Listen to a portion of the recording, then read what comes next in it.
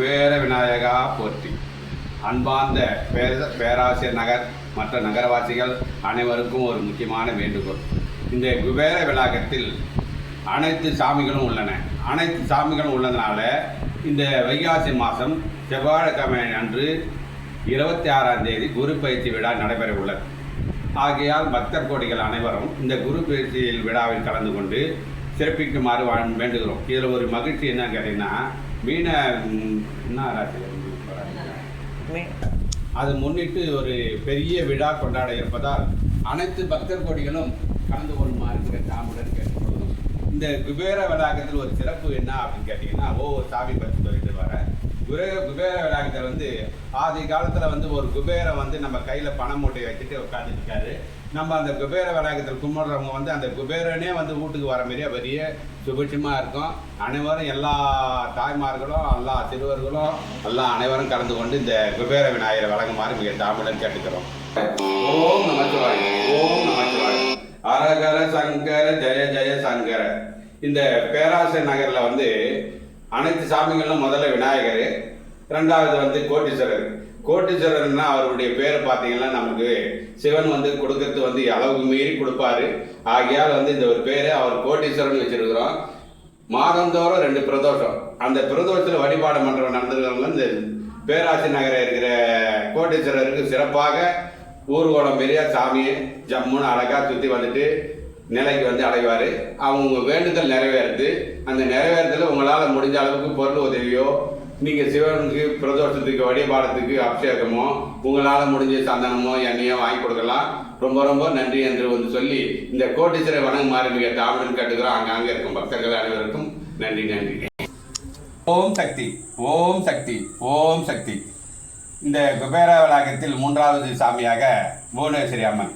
இந்த அம்மன் ரொம்ப ரொம்ப சாந்தமான அம்மன், உகரமான அம்மன் கிடையாது. நம்ம சாந்த சொருபின்ற ஒரு அம்மனை நமக்கு வழிபட்டு இருக்கிறோம். அந்த வழிபாடு மன்றத்தில் நம்மளுக்கு ரொம்ப கொடுக்க வேண்டியது என்னன்னு கேட்டிங்கன்னா, இது மிக மிக சிறப்பு. பௌர்ணமி பூஜைக்கு தான் நல்ல சிறப்பு. வாரந்தோறும் மாதத்துக்கு பௌர்ணமி பூஜை போது நல்ல சிறப்பாக கொண்டாடுறோம். நீங்கள் உங்களால் இந்த சிறப்பு சித்ரா பௌர்ணமி போன மாதம், அந்த சித்ரா பௌர்ணமிக்கு யாரும் பண்ணா வர முடியாத சூழ்நிலை இருக்கும்போது இந்த அம்மாவே என்ன பண்ணாங்க, மகளிர் குழுன்னு ஒன்று ஆரம்பித்து ஒரு 15 பேர் அவங்களால முடிஞ்ச 100 ரூபா போட்டு புவனேஸ்வரி அம்மனுக்கு சிறப்பாக நடந்தது. அந்த 15 பேரும் மாதம் செய்கிறாங்க.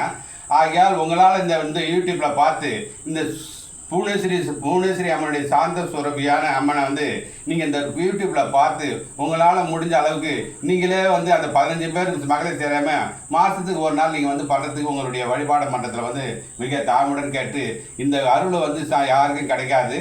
ஓம் சக்தி, ஓம் சக்தின்னு சொல்லி புவனேஸ்வரி அம்மனுக்கு கொடுக்குற அளவுக்கு இல்லைனாலும் சாந்தமான குணம் இருக்குது. அந்த சாந்தமாக உங்கள்கிட்ட வழிபாடு பண்ணுறதுக்கு நல்ல அமைப்பு இருக்குது. ஆண்டவன் கிருபையால் குபேர வளாகத்தில் புவனேஸ்வரி அம்மன் அமைந்திருக்கிறாங்க. நன்றி நன்றி. ஓம் சக்தி, ஓம் சக்தி. 4வது இந்த குபேர வளாகத்தில் தேவி கருமாரி, ராகு கேது. நம்மெல்லாம் இந்த காஞ்சிபுரத்தில் கச்சீஸ்வரம் கோயிலாண்ட போவாங்க ராகு கேதுக்கு. இந்த ஒவ்வொரு நகரத்துலேயும் எல்லா இடத்துலையும் இல்லாத அமைப்பு இந்த இடத்துல அரச மரத்து அடியில் ராகு கேது உட்காந்துக்கிறது ரொம்ப சிறப்பான ஒரு மன்றம். நல்ல ஒரு வழிபாடத்துக்கு ராகு கேது பரிகாரவுடைய பூஜை பண்ணுறதுக்கு இந்த கோயிலில் அரச மரத்தோடு உட்காந்துட்டு இருக்கிறாரு.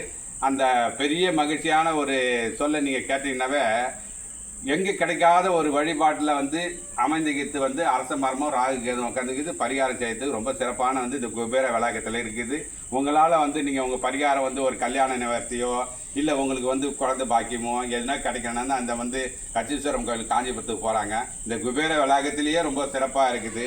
ஆகையால் இந்த குபேர வளாகத்தில் நீங்கள் பார்த்தீங்கன்னா அந்த அளவுக்கு பொறுமையும் நல்ல ஒரு அமைதியான ஒரு இதுவும், நீங்கள் போய் இடித்து செந்துங்கன்னு போயின்னு ரொம்ப அல்லாடு பட்டுக்குன்னு போய் பார்க்கறத விட அமைதியான முறையில் பார்க்கறது ரொம்ப சிறப்பான முறையில் குபேர வளாகத்தில் இருக்கார் ராகு. நன்றி நன்றி.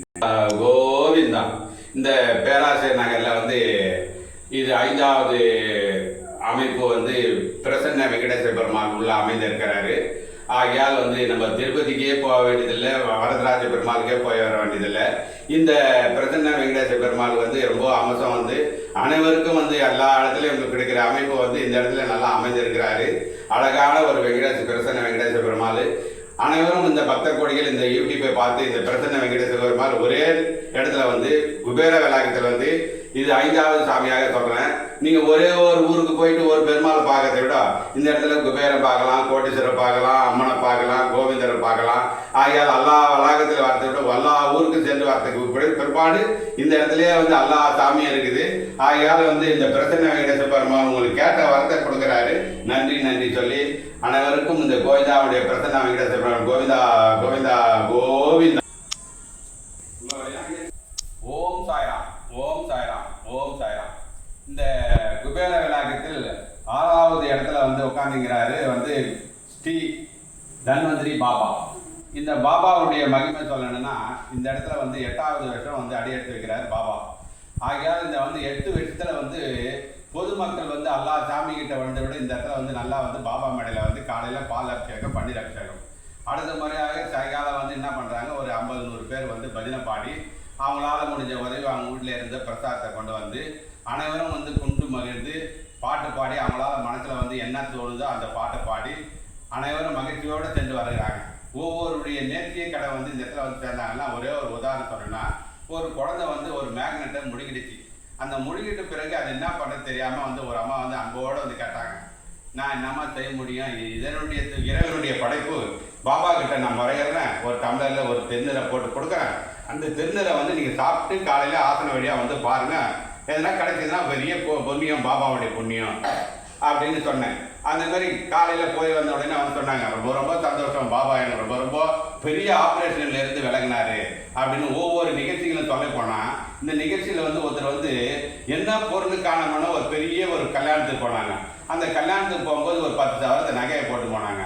போகும்போது நல்லா நகையை போட்டு போனாங்க. வரும்போது என்ன பண்ணிடுவாங்களோ சொல்லிட்டு பேக்கில் வந்து நல்லா 10 சவரத்தை பேக்கில் போட்டுட்டு சாப்பாட்டுக்கு பரிமாறத்துலேருந்து ஒரு பக்கமாக சாப்பாட்டுக்கு போகும்போது அந்த பேக்கை வச்சுட்டு வந்துட்டாங்க.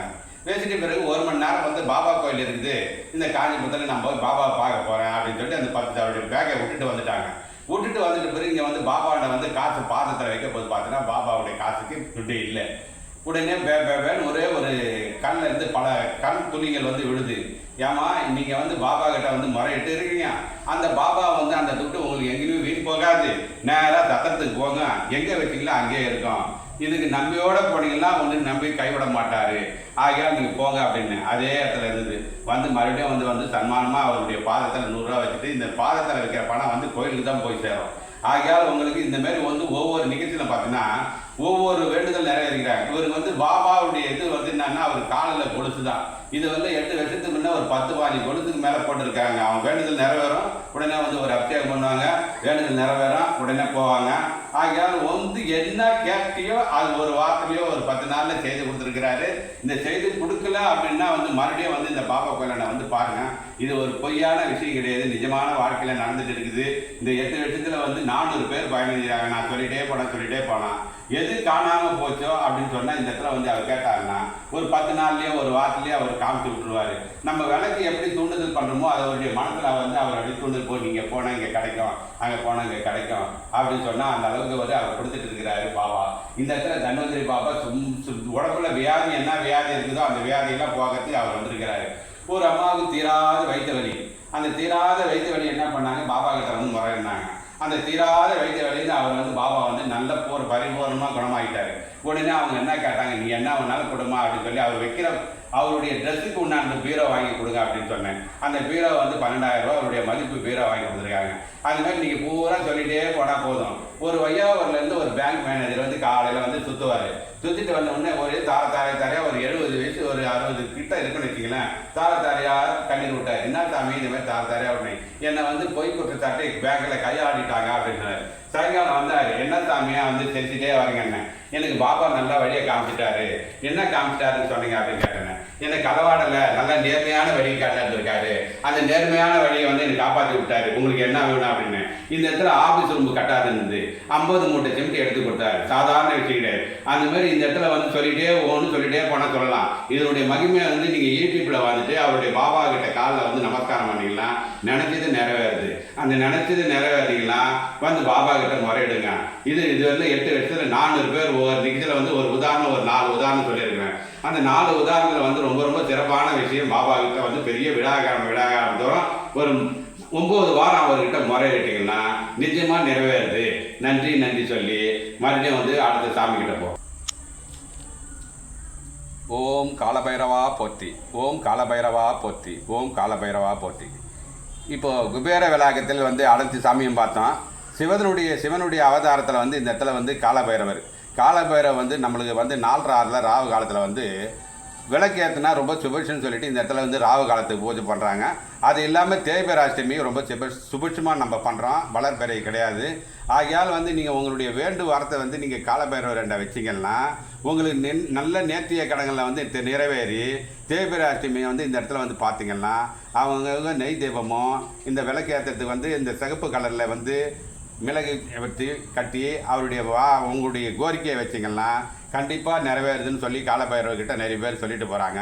அந்த நிறைவேற்றத்துக்கு உங்கள் இந்த யூடியூப் மூலிமா நீங்கள் வந்தீங்கன்னா எங்கேயுமே போகாத இந்த லோக்கல் சேனலில் லோக்கல் ஆளுங்க வந்தீங்கன்னா இந்த காலபைரவரை வணங்கி உங்களுடைய குறைகளை தீர்த்து உங்களுடைய உங்களுடைய என்ன ஒரு நிறைவேறணும் அப்படின்னா இந்த காலபைரவருடைய சிவனுடைய அவதாரத்தில் இவர் ஒரு அவதாரம் ஆகியால் வந்து உங்களுடைய நன்றி கடனை அவர்கிட்ட செலுத்துமாறு மிக தாழ்மையுடன் காட்டுகிறார். நன்றி நன்றி நன்றி.